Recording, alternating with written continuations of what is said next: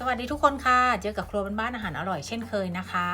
วันนี้จะมาชวนเพื่อนๆทำมาเดลีนหรือว่าเมเดลีนค่ะถ้าจะเรียกง่ายๆกันแบบบ้านเราก็คือขนมไข่สไตล์ฝรั่งเศสนั่นเองค่ะทำกันแบบง่ายๆเลยนะคะหน้าตาประมาณนี้ค่ะเป็นรูปเปลือกหอยนะคะมาดูส่วนผสมกันเลยค่ะไข่ไก่นะคะใช้เป็นเบอร์2-4ฟองค่ะเนยเค็มนะคะนำไปละลายอุณหภูมิ50องศาค่ะ เลมอน1ลูกนะคะเดี๋ยวจะขูดเอาผิวค่ะในนี้มีแป้งเค้กเกลือแล้วผงฟูนะคะปริมาณตามขึ้นให้ค่ะส่วนน้ำตาลนะคะใช้เป็นน้ำตาลเบเกอรี่แบบละเอียดเลยค่ะจะได้คนละลายง่ายนะคะใส่น้ำตาลลงไปแล้วคนจนกว่าน้ำตาลจะละลายค่ะไม่ตีให้ขึ้นฟูนะคะใช้วิธีคนเอาค่ะพอน้ำตาลเริ่มละลายแล้วขูดผิวเลมอนใส่ลงไปนะคะใช้ทั้งหมด1ลูกเลยค่ะขูดลงไปแบบนี้นะคะ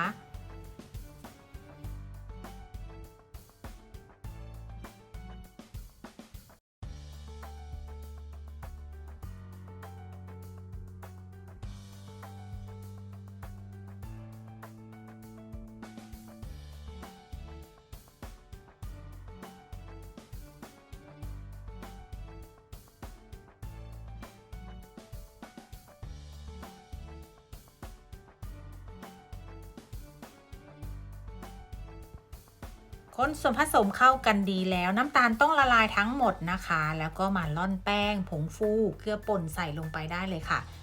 สำหรับเกลือป่นนะคะเพื่อนๆลองแตะลิ้นชิมดูก็ได้ค่ะเพราะว่าเราใช้เป็นเนยเค็มอยู่แล้วนะคะถ้ารสชาติพอดีสำหรับทุกคนแล้วก็ไม่จำเป็นต้องใส่เกลือก็ได้นะคะพี่ใส่ลงไป1หยิบมือเองค่ะไม่ได้ใส่เยอะนะคะคนแป้งให้เข้ากันเลยค่ะ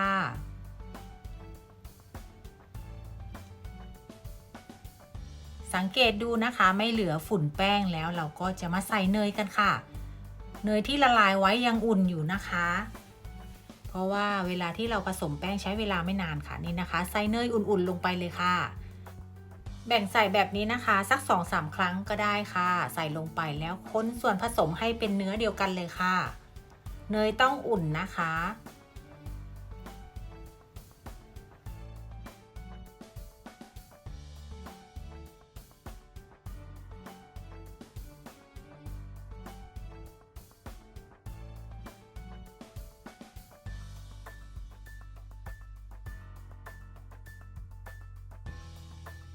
คนส่วนผสมเนียนเข้ากันแล้วจะเป็นประมาณนี้นะคะนี่เลยค่ะถ้าได้แบบนี้แล้วปาดขอบลงนะคะปิดแช่ตู้เย็นอย่างน้อย30นาทีหรือว่า1ชั่วโมงก็ได้ค่ะถ้าใครจะอบเลยนะคะพอดีวันนี้พี่ทำช่วงกลางคืนนะคะเวลา5ทุ่มแล้วค่ะก็จะอบพรุ่งนี้เช้านะคะของพี่จะปิดแช่ตู้เย็นไว้1คืนค่ะเดี๋ยวพรุ่งนี้เช้าจะมาอบให้ดูนะคะ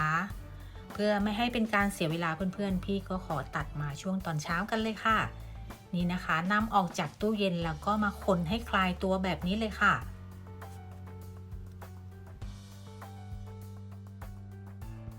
แป้งที่นำออกมาจากตู้เย็นใหม่ๆนะคะก็จะมีความหนืดแบบนี้เลยค่ะ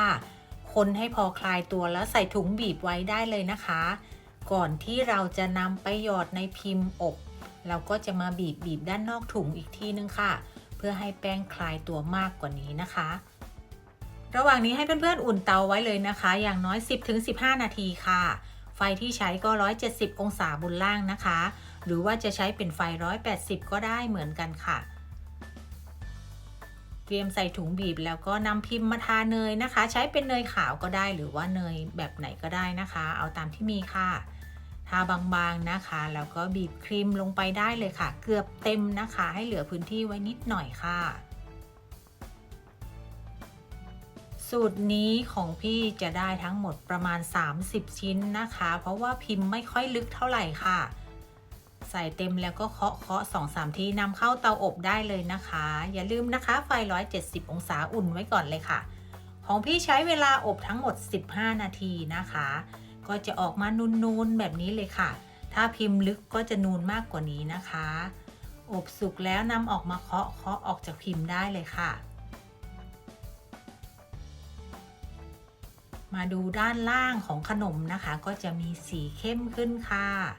นี่นะคะเป็นลายเปลือกหอยแบบนี้เลยค่ะ ก็จะคว่ำลงแบบนี้นะคะผึ่งไว้ให้เย็นแล้วก็เก็บได้เลยค่ะสูตรนี้เป็นสูตรทำง่ายนะคะใครทำก็อร่อยที่สำคัญหอมเนยแล้วก็กลิ่นเลมอนมากๆเลยค่ะทั้งหมดได้30ชิ้นนะคะถ้าพิมพ์ลึกกว่านี้ก็อาจจะได้น้อยกว่านี้นะคะและความนูนค่ะก็จะประมาณนี้นะคะเพราะว่าที่บ้านพี่ไม่มีพิมพ์แบบลึกนะคะก็จะได้ประมาณนี้เลยค่ะด้านหลังก็จะเป็นรูปเปลือกหอยแบบนี้นะคะมาเดลีนหรือว่าเมเดลีนแล้วแต่จะเรียกกันเลยค่ะถ้าจะเรียกกันแบบง่ายๆแบบบ้านเรานะคะก็คือขนมไข่สไตล์ฝรั่งเศสนั่นเองค่ะก็จะมีกลิ่นเนยนำนะคะหอมมากๆเลยค่ะยังไงลองทำกันดูนะคะถ้าดูจบแล้วชอบก็อย่าลืมกดไลค์กดแชร์เพื่อเป็นกำลังใจให้ครัวบ้านๆอาหารอร่อยด้วยค่ะเกือบลืมบอกไปนะคะขนมไข่นี้ถ้าเย็นแล้วเก็บแพ็คใส่ถุงหรือว่าใส่กล่องไว้ได้เลยค่ะสามารถเก็บไว้อุณหภูมิปกติได้ 5-7 วันนะคะที่สำคัญนะคะช่วงนี้ใกล้ปีใหม่แล้วค่ะถ้าใครนึกไม่ออกว่าจะทำขนมอะไรให้เพื่อนบ้านลองเอาสูตรนี้ไปทำดูนะคะรับรองอร่อยถูกใจทุกคนค่ะ